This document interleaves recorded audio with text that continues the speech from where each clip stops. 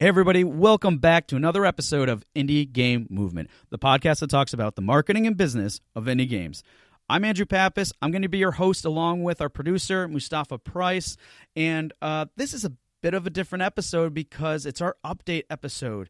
We haven't done one of these before, but we've been working on a lot of things in the background, and we figured, it was time to roll some of these out and just share all this fun and exciting things that we're working on with you. We're really striving to provide you with a lot more value, and we're going to go into a lot more detail on how we're doing that and other fun things that we have in store for our listeners. So that's what we're going to be talking about right here on Indie Game Movement.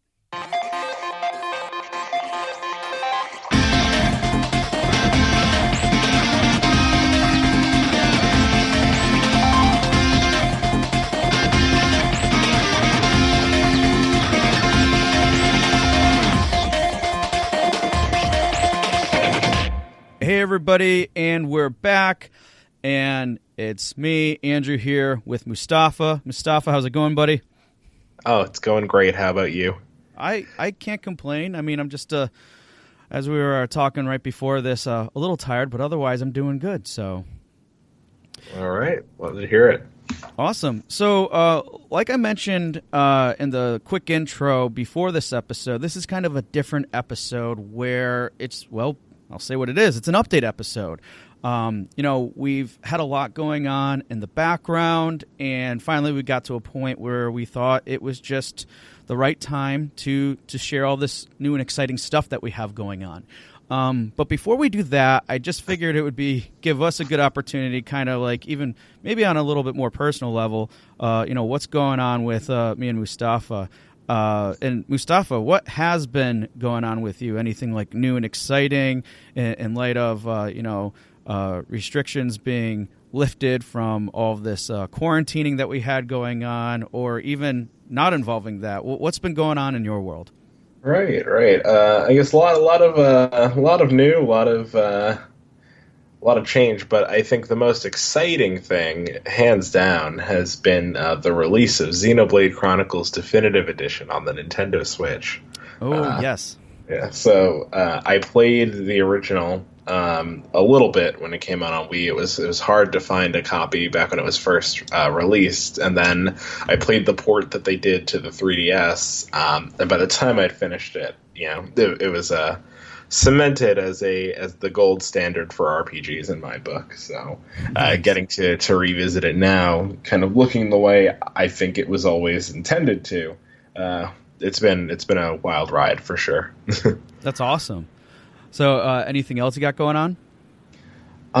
Yeah, I mean mostly just kind of working on some side projects. It's been a little bit tough to build a party game when you're kind of at the testing stage, and getting people in the same physical spaces is of course ill-advised. So it's kind of one of those things where we're reevaluating. So hopefully I'll have more updates on things like that kind of at a later time. But for the time being, that's about the bulk of it.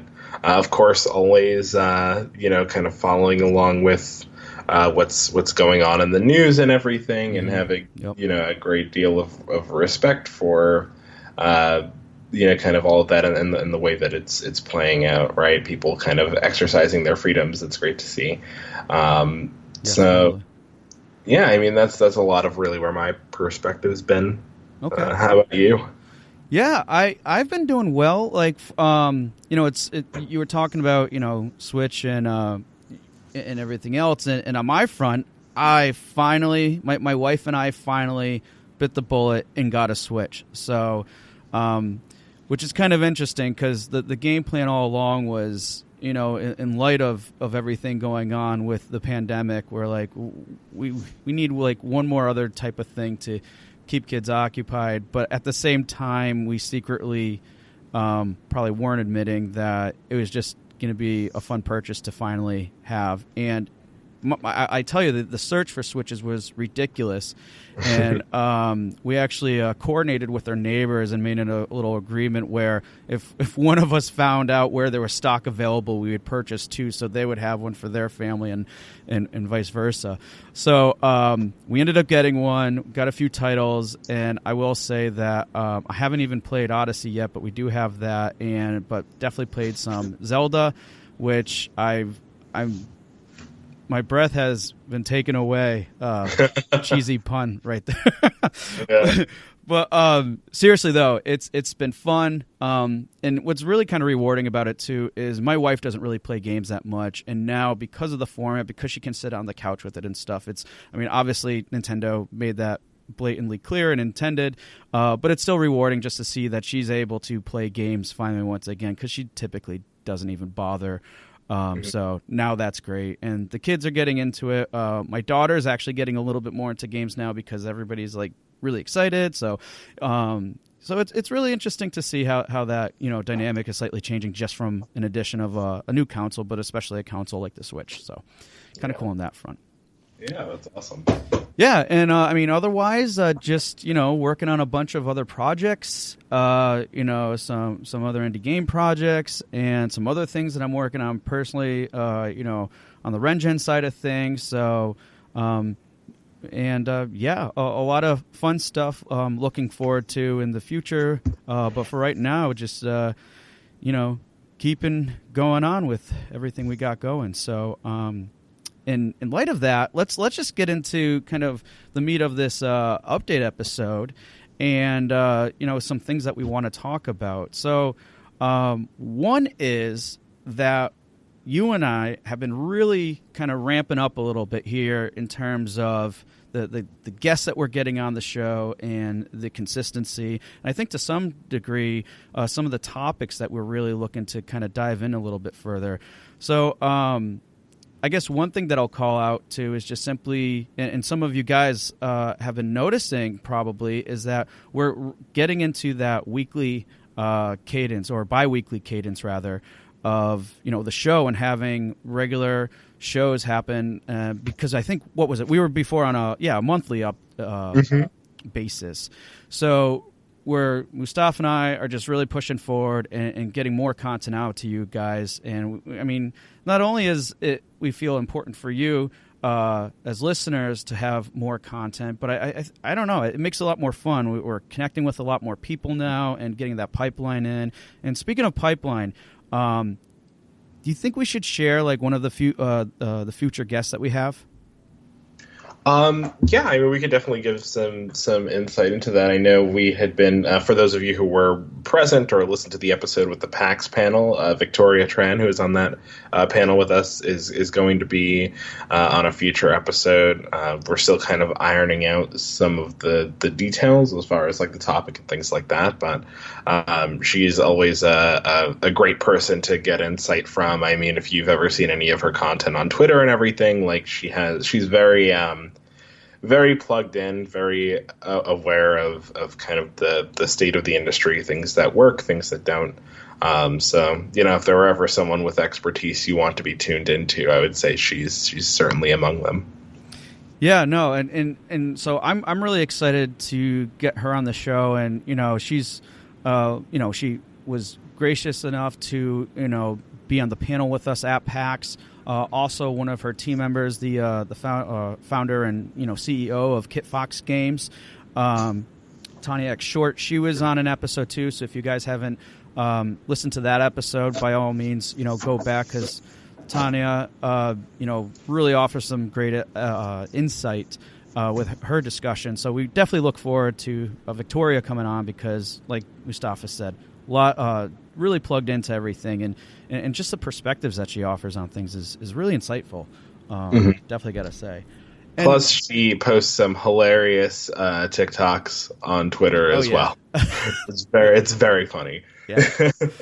So that's one guest we have coming up that we're really excited to have.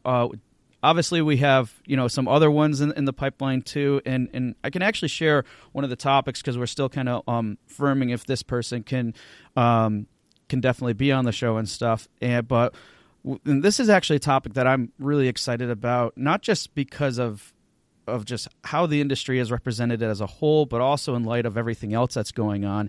But the topic itself is going to be creating games that properly represent cultural niches. And the reason why this is so important, I think, and also applying it, not just that topic in itself, but also applying it from a business and marketing standpoint, because it's like, how can you really dive into those to that idea of how do you represent a cultural niche appropriately, right? And not and doing so in a manner that is not only just catering to a specific audience, but also essentially educating people along the way. And it's just a really cool, powerful thing and discussion to have, and how you can do that, especially with approaching it from a marketing and business perspective, but making sure that the intent aligns and everything else. So that's a topic that I'm really excited to have that discussion with, and I'm pretty confident it's going to happen, with this guest that we are having lined up. And for whatever reason, if it doesn't, we're still going to have that discussion regardless, because it's such an important one to have, especially right now. And it always has been an important discussion too. So that's what I'm definitely excited about. Yeah, absolutely. It's certainly, we're kind of in this fascinating cultural paradigm where I think, now, as much as I hate using this phrase because I've heard it in like 1,000 ads over the past couple months, but now more than ever, we really do have to kind of, put our focus on the culture of games as a whole, and then I think, that's the reason why, in part, we've had so many people, so many guests over the last, several months who have been particularly in community management roles. Yeah.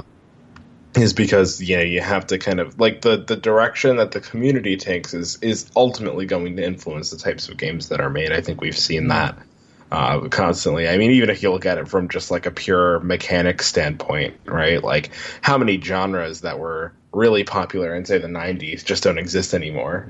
Like gamers influence the games that are coming out. So we want to make sure we're being the best people we can.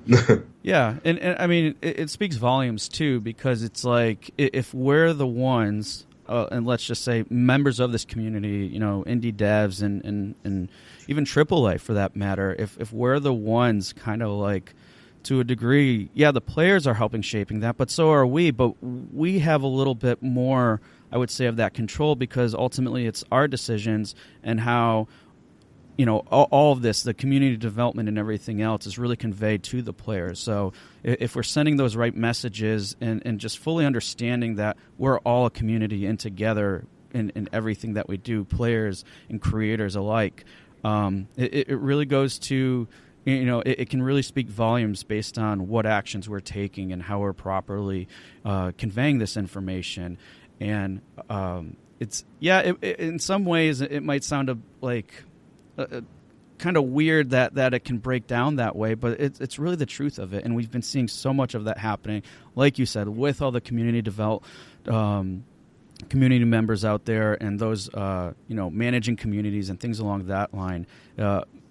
It really does have an impact on what messaging we're giving to players and everything else, and that's conveyed through the medium itself. It's conveyed through how we talk to with our community members. So definitely cool stuff to be talking about and be a part of. So yeah, absolutely. All right, cool. So that kind of wraps up the area in terms of what guests we have and the topics we're excited about, and just moving forward with that. Another quick update. There's not much to really go into detail here, but we are in the process of getting a new logo for the show. So quick history: when we launched, we just got a logo basically. Donnie Wilson, as I mentioned at the end of each episode, was great and helped put together and everything. But as we move on and as we're making a lot of new stuff happen and everything, we really wanted something to kind of convey what we're doing for the community and how we're helping out the indie dev community a little bit better in terms of visual representation. So that's something that we're both really excited about, and it will, once we make some decisions on what that final logo will look like, we'll be happy to let you guys know and share it with you. And please, if you think that, just let us know what you think about it too. I mean,